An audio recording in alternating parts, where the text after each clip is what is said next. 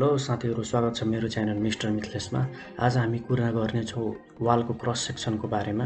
अस्ति हामीले वालको पार्ट 1 भिडियोमा चाहिँ हामीले वाल कसरी कन्स्ट्रक्सन गर्नुपर्छ है, वाल कन्स्ट्रक्ट गर्दाखेरि के कुरोमा ध्यान दिनुपर्छ, ब्रिकहरू कसरी लाउने, झ्यालढोकाहरू कसरी राख्नुपर्छ है, सिल ब्यान्ड र लिन्टेलको बारेमा पनि कुरा गरेको थियौँ र प्लास्टरको रेसियोहरूदेखि लिएर है प्लास्टर गर्ने तरिकाहरूको बारेमा सबै कुरा गरेको थियौँ र डिस्कस गरेको थियौँ है।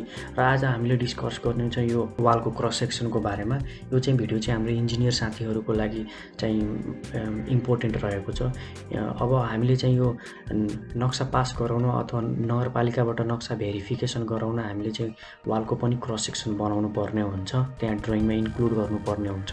र वालको क्रस सेक्सन बनाउँदाखेरि के कुरामा ध्यान दिनुपर्छ है, त्यहाँ के कुरा इन्क्लुड गर्ने र त्यसले कसरी बनाउने, हामीले चाहिँ त्यो कुराको बारेमा चाहिँ डिटेलमा आज डिस्कस गर्नेछौँ। र यो भिडियो चाहिँ लास्टसम्म हेरिदिनु होला र साथै मेरो च्यानललाई सब्सक्राइब गरी बेल आइकनमा क्लिक गरिदिनु होला। र भिडियो सुरु गरौँ है त। र यो म हजुरलाई अटोक्याड ड्रइङबाट सबै कुराहरू बुझाउने छु होइन। यहाँ हजुरहरू हेर्न सक्नुहुन्छ, मैले एउटा चाहिँ वालको स्याम्पल बनाएको छु। त्यो नगरपालिकाको ड्रइङ कसरी बनाउनु पर्छ है, के कुरा त्यहाँ राख्नुपर्छ भन्ने सबै कुरा मैले इन्क्लुड गरेको छु। र यहाँ हामी चाहिँ प्लानबाट स्टार्ट गरौँ है। यहाँ चाहिँ एउटा मैले वालको चाहिँ प्लान बनाएको छु। यो तपाईँको साइडको चाहिँ यो तपाईँको बिम भयो, यो चाहिँ पिलरहरू भयो है। अब बिम र पिलरको बिचमा चाहिँ वाल हुन्छ है।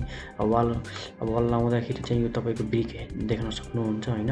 अनि यो तपाईँको वालमा चाहिँ अब झ्याल है, विन्डो चाहिँ राखेको छु। विन्डोको साइज चाहिँ नर्मली हाम्रो स्ट्यान्डर्ड साइज भनेको 5 फिट बाई 4 फिट हुन्छ है। 5 फिट चाहिँ तपाईँको लम्बाइ हुन्छ है, अनि 4 फिट चाहिँ तपाईँको हाइट हुन्छ, त्यति भयो। अनि विन्डो राख्दाखेरि चाहिँ ग्राउन्ड लेभलबाट यो तपाईँको बिमबाट 2 फिट 6 इन्च माथि राख्नुपर्छ। यो तपाईँको सिल लेभल, यसलाई सिल लेभल पनि भन्छौँ है। 2 फिट 6 इन्च राख्नुपर्छ। अब यो तपाईँको विन्डोको तल र माथि एउटा हेर्न सक्नुहुन्छ कङ्क्रिटको स्ट्रक्चर रहेको छ है। यो चाहिँ हामीले यसलाई सिल ब्यान्ड भन्छौँ। अब विन्डो र डोरको माथि भयो भने चाहिँ त्यसलाई चाहिँ लिन्टेन भन्छ। लिन्टेनको साइज चाहिँ तपाईँको विन्डोदेखि 6 इन्च यता अनि 6 इन्च यता हुन्छ है। यो पुरै थ्रु आउट वाल गयो भने चाहिँ यसलाई सिल भन्ने गरिन्छ। र यो सिल चाहिँ एकदमै महत्त्वपूर्ण रहेको छ वाल बनाउँदाखेरि है। यो चाहिँ यसको चाहिँ अब विन्डोको तल पनि राख्नुपर्छ र विन्डोको माथि राख्नुपर्छ। यसले चाहिँ के गर्छ भने यसको चाहिँ धेरै फाइदाहरू रहेको हुन्छ वालमा। यसले चाहिँ एउटा के गर्छ भने विन्डोमाथि चाहिँ वालको लोड त सपोज तपाईँको बिम चाहिँ डिफ्लेक्सन भयो भने, बिममा डिफ्लेक्सन भयो भने त्यसको अब डिफ्लेक्सनको कारणले वालमा लोड आउँछ है। वालमा लोड आइसकेपछि त्यो लोड कहाँ ट्रान्सफर हुन्छ, विन्डोमा ट्रान्सफर हुन्छ। र यो सिलले चाहिँ के गर्छ भने विन्डोलाई चाहिँ बचाउने काम गर्छ। यो विन्डोलाई बाङ्गिने, क्र्याक हुने त्यो सम्भावनाबाट बचाउँछ। र यसले चाहिँ सिलले चाहिँ के गर्छ भने तपाईँको वाललाई चाहिँ बाँध्ने पनि काम गर्छ है। यसले चाहिँ टाइट राख्ने, बाँध्ने पनि काम गर्छ। जस्तै तपाईँको भूकम्प आयो भने चाहिँ तपाईँको प्रायः हाम्रो क्र्याक हुने भनेको यो बिमको छेउबाट हो, बिमको छेउबाट अथवा विन्डोको छेउबाट अथवा डोर छ भने डोरको छेउबाट हुन्छ।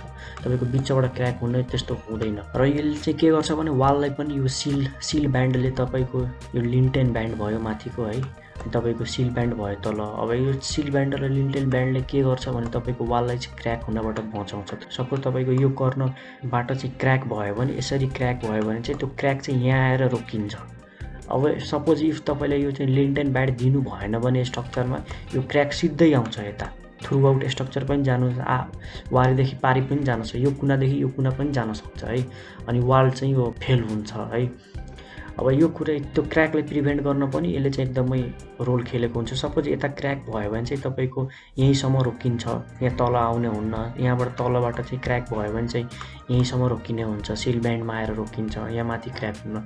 र सपोज हाम्रो यहाँ क्र्याक भयो भने चाहिँ यो सिल लाउँदाखेरि फाइदा के हुन्छ भने सपोज हाम्रो यहाँ क्र्याक भयो भने चाहिँ हामीले चाहिँ यहाँको ब्रिकलाई रिप्लेस गरेर यहाँ चाहिँ रिपेयर गर्न सक्छौँ क्र्याकले मजाले।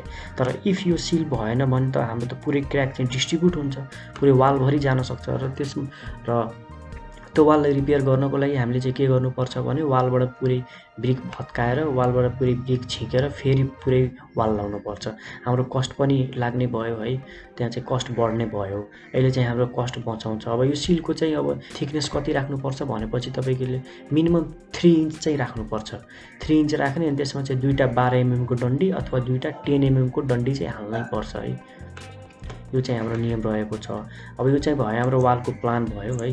वालको चाहिँ सेक्सन हेर्न सक्नुहुन्छ यहाँ तपाईँको यो चाहिँ हाम्रो यो विन्डो भयो है, माथि लिन्टेन ब्यान्ड भयो, तलै तपाईँको सिल ब्यान्ड भयो, बिचमा चाहिँ विन्डो रहेको छ। यो चाहिँ तपाईँको फ्लोर प्लान भयो। यो यसरी नै बनाउने हामीले है। अनि यहाँ चाहिँ सिलको चाहिँ डिटेल हामीले दिएको छौँ। यहाँ सिल लिन्टेन ब्यान्डको डिटेल चाहिँ दिएको छौँ यहाँ है। यहाँ चाहिँ हाम्रो अब दुईवटा डन्डी राखेको छौँ हामीले, त्यहाँ टाई पनि रहेको छ है। यो चाहिँ तपाईँको मिनिमम चाहिँ यो 3 इन्च हुनैपर्छ। यो टाई 3 इन्च हुनुपर्छ। 4 इन्च यो सिलमा चाहिँ प्रायः 4 इन्च राख्दा चाहिँ राम्रो हो, तर 3 इन्च चाहिँ मिनिमम हुनैपर्छ। 10 mm को डन्डी अथवा 12 mm को डन्डी हाल्यो भने चाहिँ एकदम राम्रो। यो भयो। र यो वालको यो वालको सेक्सन हामीले लोड बियरिङ स्ट्रक्चर बनाउँदाखेरि पनि युज गर्छौँ। सेम यही तरिकाले नै बनाउने। लोड बियरिङ स्ट्रक्चर भनेर कस्तो हुन्छ भने त्यसमा चाहिँ तपाईँको बिम र पिलर हुँदैन, वाल मात्र हुन्छ। 10 इन्चको वाल अथवा 15 इन्चको वाल है हामी चाहिँ दिने गर्छौँ त्यहाँ। अनि त्यो लगाइसकेपछि हामीले चाहिँ अब बिम कलम नभएर त्यो वालले नै लोड बियर गर्छ। जति पनि लोड आउँछ वाल थ्रु ट्रान्सफर हुन्छ है, ग्राउन्डसम्म जान्छ। र हामीले अब नगरपालिकाको ड्रइङ गर्दाखेरि यो सब कुरालाई नि ध्यानमा राखेर यही सब कुरालाई चाहिँ ड्र गर्नुपर्छ। सेम यही तरिकाले गर्नुपर्छ। नगरपालिकाबाट भेरिफिकेसन हुन्छ। यो चाहिँ हाम्रो इन्जिनियर साथीहरूलाई चाहिँ फाइदा हुने भयो यो चाहिँ है। अब यहाँ चाहिँ हेरौँ है, अब यो लोड बियरिङ वाल भने नि मैले लोड बियरिङ स्ट्रक्चर, त्यसको लागि चाहिँ हामीले अब यस्तो डिटेलमा पनि बनाउनु पर्छ। अथवा यो हामीले चाहिँ यो टाइबिम भन्दा तल पनि वाल लाउनु पर्छ। टाइम भन्दा तल वाल लाउँदाखेरि हामी चाहिँ त्यसको चाहिँ पनि हामीले क्रस सेक्सन बनाउनु पर्ने हुन्छ। र क्रस सेक्सन हाम्रो यही नै रहेको छ, यसरी नै बनाउने हो। यो चाहिँ हाम्रो भयो। अब हाम्रो यतापट्टि पनि जग्गा छ, यतापट्टि पनि जग्गा छ है। अनि हामीसँग प्रशस्त जग्गा छ, त्यो ठाउँमा चाहिँ हामीले यस्तो बनाउँछौँ। यो तलको चाहिँ हेर्न सक्नुहुन्छ 1 फिट 8 इन्च भनेपछि तपाईँको 20 इन्च जति चाहिँ त्यसको बेस हुन्छ।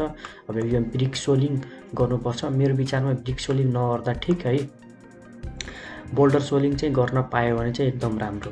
4 इन्चको पिसिसी 1:3:6 को रेसियोमा 1 बोरा सिमेन्ट, 3 बोरा बालु र 6 बोरा गिटीको उसमा राख्नुपर्छ। यो मोटार भनेको तपाईँको 1:6 रहेको छ है। मोटार भनेपछि तपाईँको 1 बोरा सिमेन्ट अनि 6 बोरा बालुवा। र यसमा चाहिँ 1:5 राख्दा चाहिँ बेटर, एकदम बेटर हुन्छ।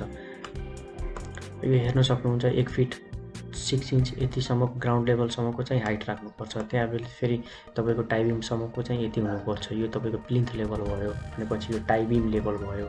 10 इन्चको वाल भयो हाम्रो। हुन त 9 इन्चकै वाल प्लास्टर गरेर अनि अरू गर्दाखेरि फिनिसिङ गर्दाखेरि 10 इन्चसम्म पुग्न जान्छ।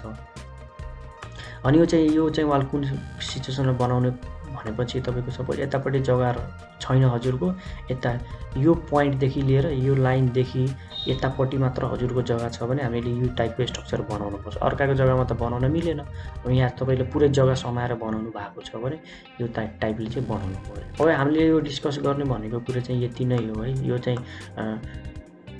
नन लोड बियरिङ स्ट्रक्चरमा युज हुन्छ अथवा लोड बियरिङ स्ट्रक्चरमा पनि हामीले यही तरिकाले बनाउनुपर्छ। अब यति भन्दै म के भन्न चाहन्छु, मेरो यो हाम्रो इन्जिनियर साथीहरूको लागि यो भिडियो हेल्पफुल भएको छ भने मेरो च्यानल सब्सक्राइब गरी साथै रहेको बेल आइकनमा क्लिक गरिदिनु होला र भिडियोलाई सेयर पनि गरिदिनु होला र मलाई सपोर्ट गर्नु होला भन्दै म आज बिदा हुन चाहन्छु। हस्त बाई बाई, नमस्ते।